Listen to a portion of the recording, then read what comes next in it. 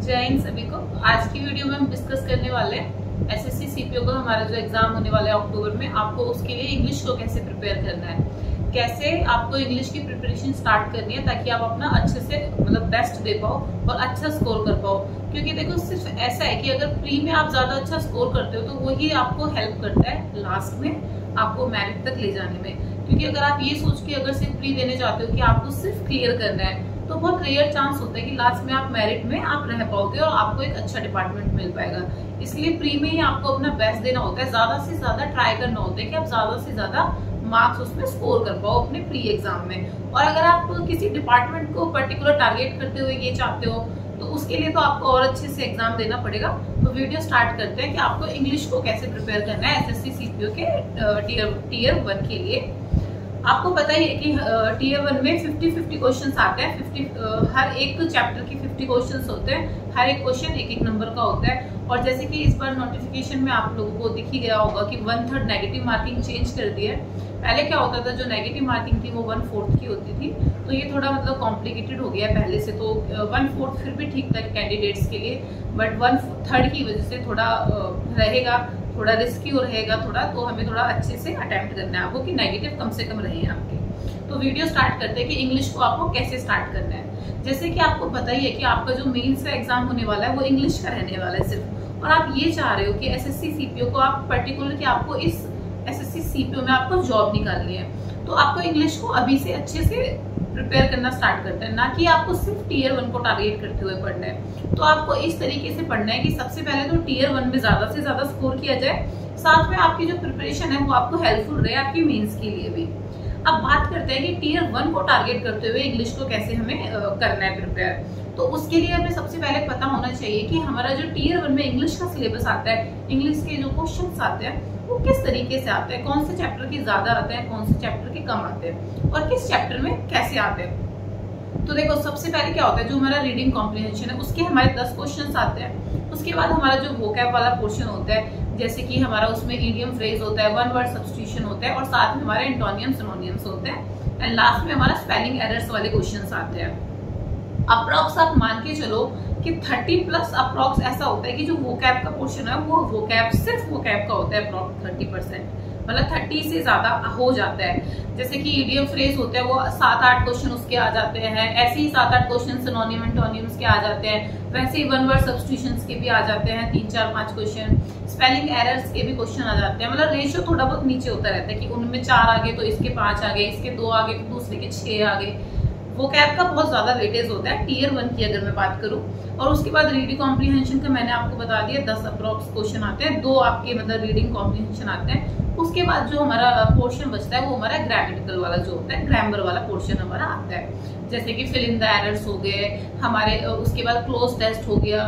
तो ये सब जो हमारा आता है ये हमारा filling the balance, sentence improvement वाले जो होते हैं, इस टाइप के ग्रामर वाला जो क्वेश्चन है वो उसमें आ जाता है। बाकी इट मीन्स जो हमारा टीयर 1 को अगर हम टारगेट करते हुए इंग्लिश को पढ़ना स्टार्ट करते हैं तो सबसे ज्यादा जो फोकस है हमें वोकैब पे देना होता है, क्योंकि वोकैब ज्यादा मार्क्स कैरी करती है उस time as compare to mens. क्योंकि मेंस में तो इंग्लिश होनी है तो सारा का सारा ही आने वाला है, उसकी हम बाद में बात करेंगे जब हमारा प्री हो जाएगा कि आपको इंग्लिश के अब कैसे स्टार्ट करना है, आफ्टर प्री आपको कैसे करना है। उसके लिए मैं आपको अलग से वीडियो अवेलेबल करा दूंगी ताकि आपको क्लियरिटी हो जाए कि अब किस डायरेक्शन में आपको पढ़ना है। तो अब वोकैब सबसे पहले मैं ग्रामर के लिए बोल देती हूँ, वोकैब के लिए लास्ट में बात करेंगे डिटेल में कि वोकैब को कहाँ से पढ़ना चाहिए और आपको कौन सी बुक्स बेस्ट रहती हैं जहाँ से बार बार एसएससी के क्वेश्चन आपके फंस जाएंगे। कि अगर आप यहाँ से वोकैब पढ़ के जाते हो तो 90% क्यों 100% चांसेस होंगे, क्योंकि एसएससी में रिपीटेड ही आती है। जो वोकैब आती है बहुत रेयर होते हैं कि एक भी क्वेश्चन जो होता है वो एक आधा क्वेश्चन न्यू आ जाए, बाकी जो क्वेश्चन होते हैं वो पुराने ही आ रहे होते हैं एसएससी में। ठीक है, तो ग्रामर में आपको कैसे स्टार्ट करना है कि ग्रामर की कोई नॉर्मल बुक उठा लो, ताकि क्योंकि प्री में क्या होता है कि जो भी ग्रामर के क्वेश्चन आएंगे मोस्टली वो आएंगे जो बार बार पूछे जा रहे होते हैं। नाउन से पूछ लिया, प्रोनाउन से पूछ लिया, आर्टिकल या प्रीपोजिशन या ग्रामर के किसी भी चैप्टर से पूछ लिया। तो आप अभी के लिए एक नॉर्मल बुक उठा सकते हो जो आपको इजीली हो कि आप इजीली उसको कवर कर पाओ, पूरा सिलेबस कवर हो जाएगा उससे और आपको एक अच्छी अंडरस्टैंडिंग हो जाएगी अपनी ग्रामर की। ठीक है, तो आप उसके लिए प्लेन थ्रू पैरामाउंट वाली जो नीतू मैम की बुक मैं बार बार सजेस्ट करती हूँ, वो बिगनर्स के लिए भी अच्छी है और रिवीजन के लिए जो ऑलरेडी प्रिपरेशन में उससे उनका रिवीजन भी हो जाएगा, क्योंकि बहुत ज्यादा टाइम है नहीं एग्जाम को। तो आपको अभी से अपनी प्रिपरेशन बहुत सीरियस होकर स्टार्ट कर देनी चाहिए। तो आपको ग्रामर पढ़नी है वहां से। उसके बाद मैं रीडिंग कॉम्प्रिहेंशन की बात करती हूँ। तो अभी सबसे बेस्ट रहेगा, एक तो आप थोड़ा थोड़ा रीडिंग कर सकते हो कि इधर उधर से थोड़ा आप न्यूज़पेपर वगैरह से अगर पढ़ सकते हो, नहीं तो सबसे बेस्ट रहेगा कि आप प्रीवियस ईयर जितने भी आपको मिल पाता है ना कंटेंट, आप वहां से रीडिंग कॉम्प्रिहेंशन को अटेम्प्ट करो। सबसे बेस्ट वही रहेगा कि अगर आप अभी से करना स्टार्ट करते हो ना, आप सीपीओ के भी करो, सीजीएल के भी आप लोग करो, वहाँ प्रीवियस ईयर के सारे जो रीडिंग कॉम्प्रिहेंशन है उनको आप अटेम्प्ट करना स्टार्ट करो। उससे आपकी दो चीजें क्लियर हो जाएंगी। आपको ये पता चलेगा कि लेवल किस तरीके का आता है रीडिंग कॉम्प्रिहेंशन का और किस तरीके के क्वेश्चन जो होते हैं वो पुट किए जाते हैं एसएससी और सीपीओ में। अब हम लास्ट में बात करते हैं सबसे इम्पोर्टेंट जो चीज है कि वोकैब को आपको कैसे पढ़ना और कहाँ से पढ़ना। वोकैब के लिए देखो, सबसे पहले आपको इडियम फ्रेज पढ़ने, उसके बाद आपको वन वर्ड सब्स्टिट्यूशंस पढ़ने हैं, उसके बाद आपको एंटोनियम्स, सिनोनियम्स एंड लास्ट में आपको स्पेलिंग एरर्स को पढ़ना है।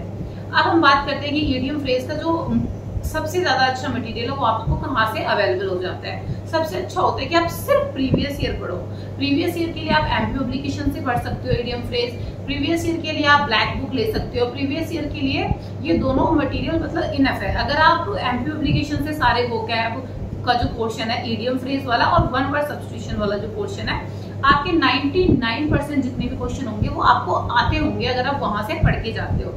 उसके बाद हम बात करते हैं स्पेलिंग एरर्स की, और हमारा जो सिनोनियम्स और एंटोनियम्स वाला पार्ट है वो आप कहाँ से पढ़ सकते हो, जो सबसे अच्छा मटेरियल रहने वाला है आप लोगों के लिए। देखो, ये वीडियो मैं टीयर 1 को टारगेट करते हुए आपको बता रही हूँ। ऐसा नहीं है कि इसमें मैं स्पेशली आपको ये बता रही हूँ कि सबसे अच्छा, मैं बता रही हूँ कि अभी आप टीयर 1 को टारगेट करते हुए जब इस तरीके से पढ़ोगे तो आप अच्छे से अच्छा स्कोर कर पाओगे इंग्लिश में, ठीक है।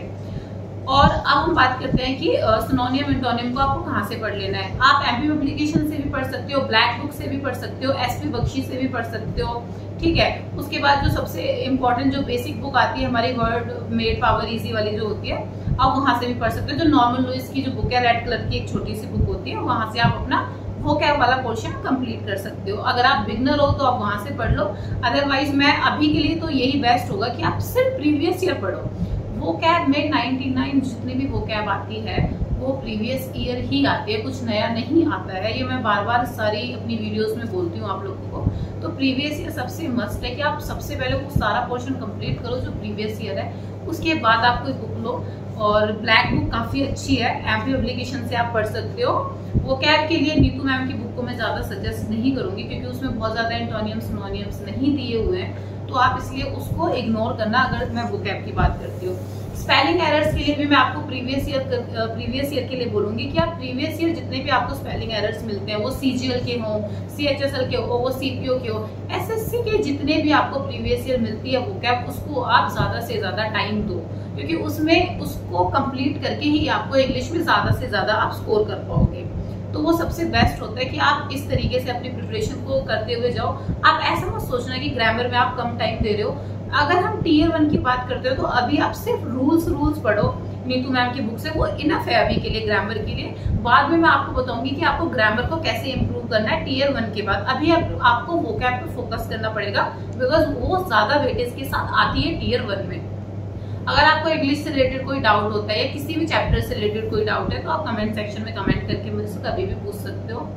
जो मेरे चैनल पे न्यू है उनको डिस्क्रिप्शन बॉक्स में टेलीग्राम चैनल का लिंक है, वहां जाके आप मुझे ज्वाइन कर सकते हो ताकि एसएससी सीपीओ की या एसएससी की कोई भी अपडेट हो वो आपको जल्दी से जल्दी अवेलेबल हो जाए।